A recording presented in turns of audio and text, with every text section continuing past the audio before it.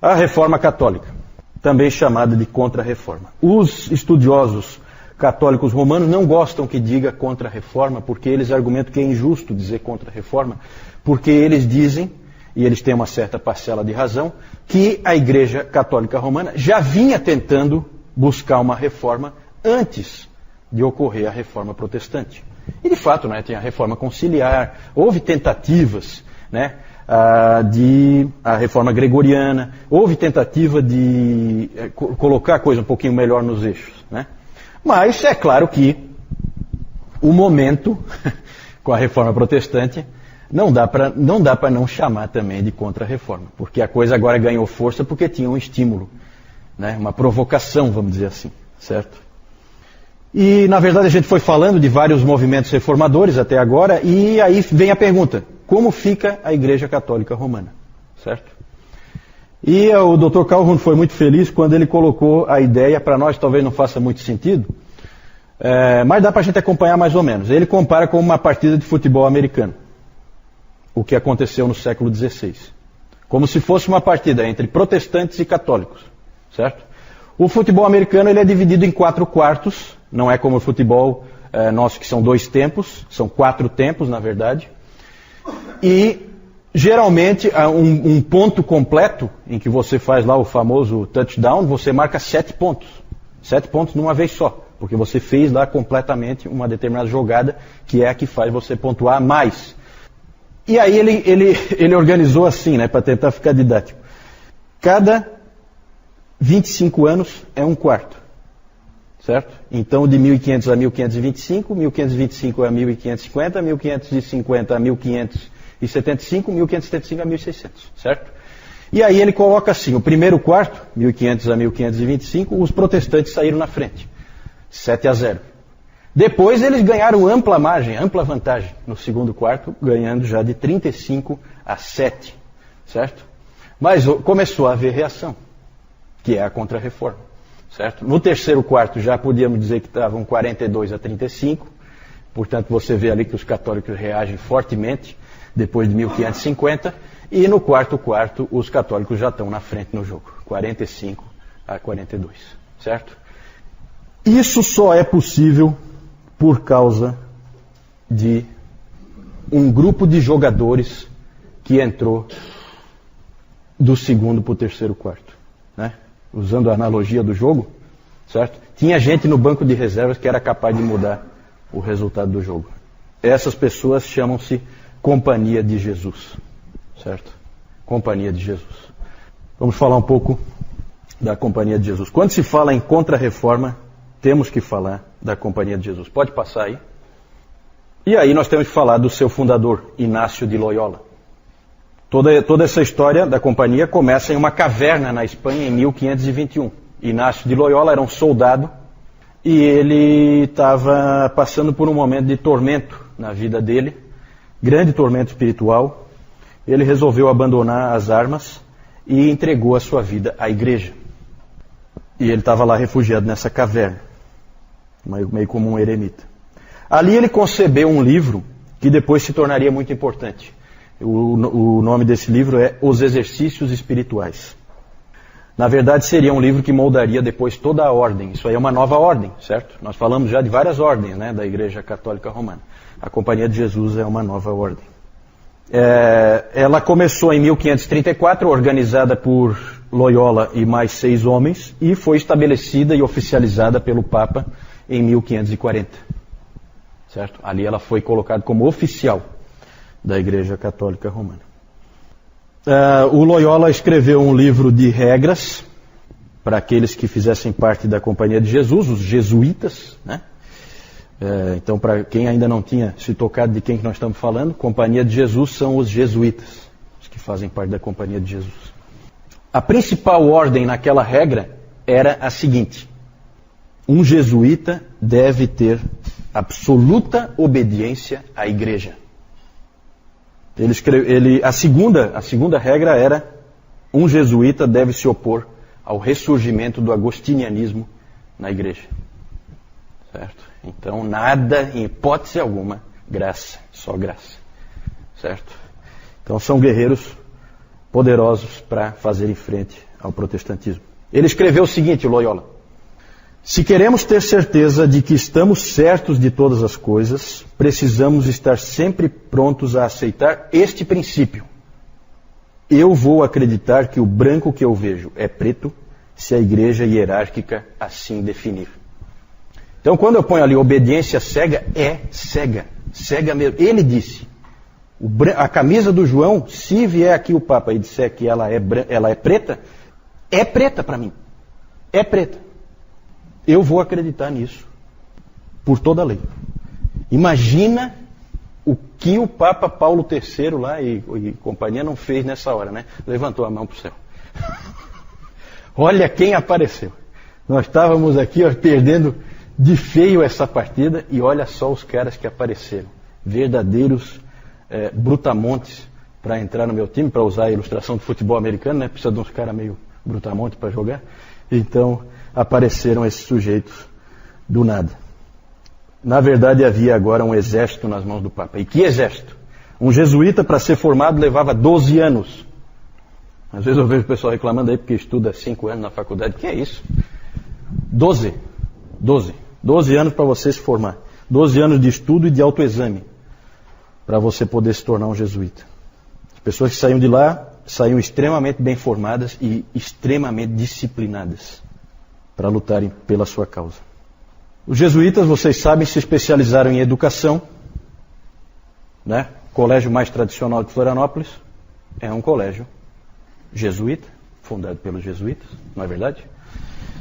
Eles se especializaram em educação. Aqui é mais colégios que eles colocaram, mas nos Estados Unidos tem várias universidades jesuítas. E eles deram um novo fôlego à teologia, principalmente com um homem chamado Roberto Bellarmino. Eles elaboraram todo um esquema de casuísmos, casos de consciência. Eles eram capazes de defender qualquer coisa. Eles tinham umas jogadas que eles faziam em argumentação, que eles tinham a capacidade de defender qualquer coisa que eles quisessem. Eles são famosos por dizerem uma coisa querendo dizer outra, né? Tem um dizer católico, tá? Que diz assim: há 3 coisas que ninguém sabe. Ninguém. Quanto um dominicano conhece, quantas ordens para mulheres há na Igreja Católica e o que um jesuíta está realmente pensando. Então é interessante esse tipo de pensamento, né? Agora, a grande força, por que eles viraram o jogo ali? É o último aspecto que eu coloquei ali. Esses jesuítas são os grandes missionários, certo? Então tudo bem, nós estamos perdendo terreno aqui na Europa, só que nós vamos ganhar o resto do mundo todinho. E fizeram. E os protestantes estavam ali amarrados, não tinha missões nessa época. Ninguém mandava ninguém para lugar nenhum, né? Na verdade eles estavam se consolidando. Era tudo muito novo, certo? Em muitos lugares estavam sendo perseguidos. Então essa coisa assim, vai lá para Genebra, aprende em Genebra, volta para o seu próprio país, porque lá não está nada estabelecido, certo? E aí os católicos foram espertos, né? Eles tinham ali já séculos, né, de uma coisa bem estabelecida, e aí apareceram esses sujeitos aí dispostos a qualquer coisa, esses jesuítas, e os indivíduos foram pelo mundo afora, certo? O grande nome missionário, um sujeito admirável, né? Não é porque é católico que a gente não vai admirar, um sujeito admirável é Francisco Xavier, certo, né? É impressionante o que esse sujeito fez, certo? Ele foi o mundo inteiro navegando lá, foi com os portugueses, saiu de Lisboa, né, num navio e ia por tudo que é canto. Parou em Moçambique, depois foi para a Índia, depois foi para o Japão, depois foi para a China. Na China eu acho que ele não conseguiu entrar, não me lembro. Mas é impressionante. Na verdade, a Espanha, gente, era a grande força motriz do catolicismo. Engraçado como as coisas acontecem, né? Há um tempo antes da Reforma, eu até comentei com vocês aqui, surgiram os 2 grandes reis católicos, Fernando e Isabel, na Espanha, que unificaram a Espanha. Certo? Unificaram. Foram eles que mandaram Cristóvão Colombo, aquela coisa toda. E aí tinha aquele famoso dizer que Isabel e Fernando eram mais católicos que o Papa. E eram mesmo. Não é à toa que o catolicismo ganhou a força que ganhou na Espanha, e todos os caras que trabalharam aí eram espanhóis, Inácio de Loyola, Francisco Xavier, outros grandes nomes aí dessa época, São João da Cruz, São João de Deus. Esse João de Deus é nascido em Portugal, mas ele na verdade acabou... ele é o padroeiro dos hospitais, né? Porque ele criou a Ordem dos Irmãos Hospitaleiros, no sentido de hospital, certo? Então esses caras fizeram muita coisa. Outro grande nome é Teresa de Ávila. Todos espanhóis, todos, certo? O catolicismo, a força do catolicismo estava na Espanha, certo? É engraçado que até hoje se diz que, porque a gente sempre pensa em catolicismo, a gente pensa em Itália, né? Só que o italiano tem um catolicismo assim meio de aparência, né? Geralmente. O espanhol não. O espanhol, quando ele levava aquilo a sério, era a sério mesmo, né? Então, ali era a força do catolicismo, vinha da Espanha. Portugal é diferente. Portugal ele tem menos expressão para o continente como um todo, né? Ele, na verdade, ele era um daqueles pequenos reinos ali da Espanha, certo? Que ficou separado. Não quis unificar.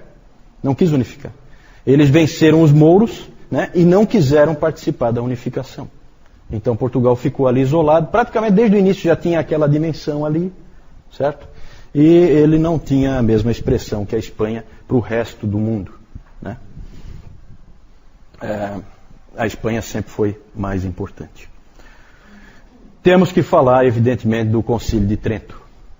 O Concílio de Trento, porque assim, né, falamos dos jesuítas, mas os papas no início não conseguiram reagir adequadamente ao que estava acontecendo na Reforma.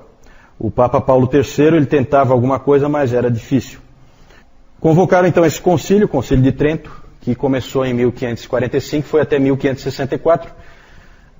Só que não o tempo inteiro reunido, tá? Isso aí, a maior parte desse tempo aí, o concílio não está reunido, certo? Então ele se convocava ao longo desse tempo. É que começou em 1545 e terminou só em 1564, mas não é 18, 19 anos trabalhando direto. Não é, tá? Em 1564 o trabalho estava completo. Foi o primeiro concílio a discutir todos os aspectos do cristianismo. Foi uma discussão geral de tudo, certo? De lá saiu consolidado o que nós conhecemos hoje como catolicismo romano, certo? Não é igual ao que existia antes. Um anglicano disse uma vez que em Trento surgiu a nova religião trentina. É claro que nenhum católico aceita isso, mas era uma nova religião, sim.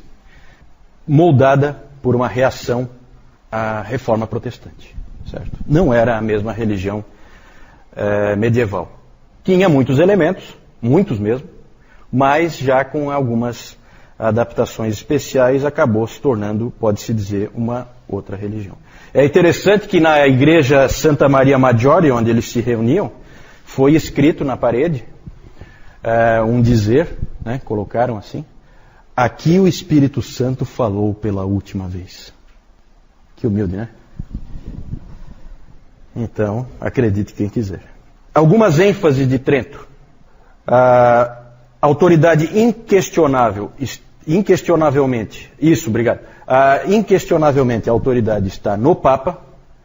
Não tem mais conversa para nenhum outro modelo. O Papa passa a ser o cabeça único da igreja, ele tem autoridade plena. Que mais? Os assuntos que antes tinham abertura para discussão, como nós vimos às vezes, algumas controvérsias dentro da Igreja Católica, foram fechados, muitos assuntos foram fechados, não pode mais discutir, não pode mais.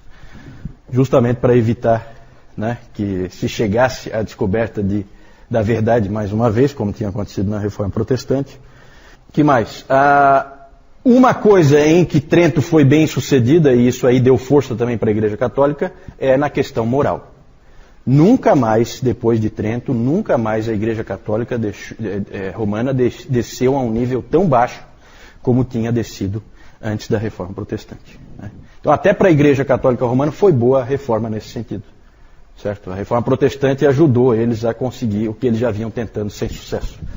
De fato, depois de Trento, se tornou uma religião séria, novamente, pode-se dizer assim, né? Errada, mas séria, certo? A tradição passou a ser supervalorizada, porque agora o povo tinha na mão a Bíblia, e a Bíblia não fechava com o que eles viam ali naquela igreja, certo? Qual a saída? Colocar uma outra autoridade, já que aquela autoridade ali nos repreende. A Bíblia repreende a Igreja Católica. Então, em Trento há uma hipervalorização da tradição, certo? Inclusive com uma jogadinha muito interessante, que é valorizar a tradição oral, para que os próprios protestantes não possam checar no escrito. Passa a haver uma valorização de uma tradição oral que ninguém tem como checar. Sabe, os papas fazem de conta que eles sabem de coisas que ninguém mais sabe porque alguém passou no boca a boca para eles. Então nós não temos como checar. Certo? Essa é uma jogada bem tramada, bem arquitetada, para tentar se salvar das acusações que vinham dos protestantes. Olha só o que diz ali nos cânones de Trento. Todas as verdades salvíficas e regras de conduta estão contidas nos livros escritos e na tradição não escrita, recebidas da boca do próprio Cristo ou dos seus apóstolos. Fala, Jaime. Tem razão. O Jaime colocou, vocês entenderam, né? O Jaime colocou que essa ênfase na tradição anda junto com a obediência cega dos jesuítas, né? Porque, na verdade, você tem que ter a obediência cega a quê? Você tem que ter alguma autoridade. E de onde é que vem essa autoridade? Então você cria esse elemento aí da tradição oral, que não tem como ninguém checar, porque eu não estava lá quando um papa passou para o outro, a tal da tradição oral, que eu não sei nem qual é, certo? E aí o papa vem e fala uma coisa, os jesuítas imediatamente acreditam, né? Se disser que o branco é preto, o preto é branco, eles acreditam, né? Fala. A pergunta do Jaime é se porque antes a gente viu muito uso político da máquina da igreja, e aí a pergunta do Jaime é se os jesuítas tinham também esse espírito. Eu entendo que não. Eu acho que os jesuítas são extremamente sinceros e aí vinha a força deles, certo? Eles são indivíduos que creem na igreja, muito mais do que no próprio Deus, muito mais do que nas escrituras, muito mais do que em qualquer outra coisa. A igreja para eles é tudo, né? Mas eu acho que é sincero. Sabe? E eles eram indivíduos como a gente viu, né? De grande disciplina, de grande rigor moral. Então isso tudo ajudou muito a Igreja Católica Romana a sair daquele quadro que ela tinha antes, lá com o Rodrigo Borgia e companhia. Uma coisa horrorosa aquilo, né? É claro que quem já conhece, eu não tenho tempo para falar aqui, faltou um aí, né? Salvação pela fé e pelo amor. Lutero diria salvação pela fé, ponto. Certo? Trento não, salvação pela fé e pelo amor. Amor, entenda-se, obediência à igreja, certo? O que a igreja diz para você fazer, você faz, tá? Então você é salvo, é salvação percentual, né? Deus faz uma parte, você faz a outra. Cada um entra com a sua parte. É o velho semi-pelagianismo, né? Que é onipresente, ele sempre aparece. Só não é chamado de arminianismo nessa época porque o Armínio nem nasceu ainda. Mas é mais ou menos a mesma coisa, certo? O catolicismo sempre anda de mão dada com o semi-pelagianismo, tá? E não foi diferente aqui. É claro que eu não cheguei a falar aqui, mas se você for ler os cânones de Trento, você vai ver que lança anátemas aos montes para cima dos protestantes. Os protestantes todos são malditos, né? É uma coisa pesada. Mas por outro lado também, o Lutero também, o grande guerreiro do outro lado, também não deixava por menos, né? Porque ele deu uma resposta rápida, né? É claro que ele morreu em 1546, ele não viu a coisa toda pronta. Mas ele escreveu um livro antes de morrer, cujo título era Contra o Papado em Roma, criado pelo diabo. Então você vê que o homem não é fraco. Ele, quando saca da arma, também não saca para brincar, né? Então não é brincadeira. Como eu acabei de dizer, o Lutero ele morreu, né, em 1546, então ele não é o grande defensor pelo lado dos protestantes contra Trento, porque ele estava morto. Então o grande defensor do lado luterano foi esse Martin Chemnitz. Ele escreveu um monte de volumes refutando Trento, biblicamente, né? Porque esse documento de Trento era realmente uma ameaça ao protestantismo, né? Algumas pessoas podiam ficar em dúvida quanto ao que estava acontecendo, e ele então foi o responsável por fazer isso aí. Alguns católicos chegaram a dizer a seguinte frase: se o segundo Martinho não tivesse entrado, o primeiro não teria se sustentado. Tá o valor que eles deram para vamos dizer assim, para o porte desse adversário aqui, Martin Chemnitz. Esse é o segundo Martinho, né? Então eles dizem, se o segundo não tivesse entrado, o primeiro não tinha se sustentado na guerra, né? Assim chamada guerra, né? Mas pelo lado dos reformados foi o Calvino mesmo. O Calvino estava vivo, o Calvino nasceu em 1509, né? Ele então escreveu um livro cujo título era Atos do Concílio de Trento com o Antídoto. Com o Antídoto. Então ele comentava todos os atos do Concílio de Trento, ele teve acesso, evidentemente, e já dava o antídoto para os protestantes, né? Já dizendo, ó, isso aqui está errado por causa disso, isso aqui ó, é enganação, aqui tem uma coisa camuflada, tem uma armadilha aqui, e tem armadilhas, né? Dá a impressão que, né, o próprio fato deles usarem ali, salvação pela fé e pelo amor. Que bíblico isso, né? Dá a impressão, nossa, super bíblico.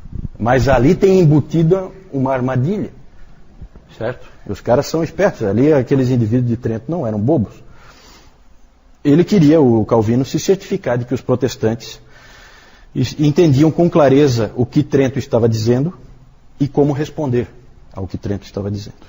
Calvino disse o seguinte: o todo pode ser resumido assim: o erro deles consiste em dividir a obra de Deus, dividir a obra entre Deus e nós, semi-pelagianismo, para que possam transferir para nós a obediência de uma vontade piedosa recebendo a graça divina. Enquanto que, na verdade, essa obra é exclusividade do próprio Deus.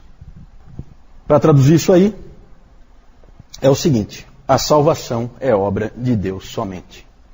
A fé e o arrependimento não são condições para a salvação, como creem os católicos. Eles são parte da salvação.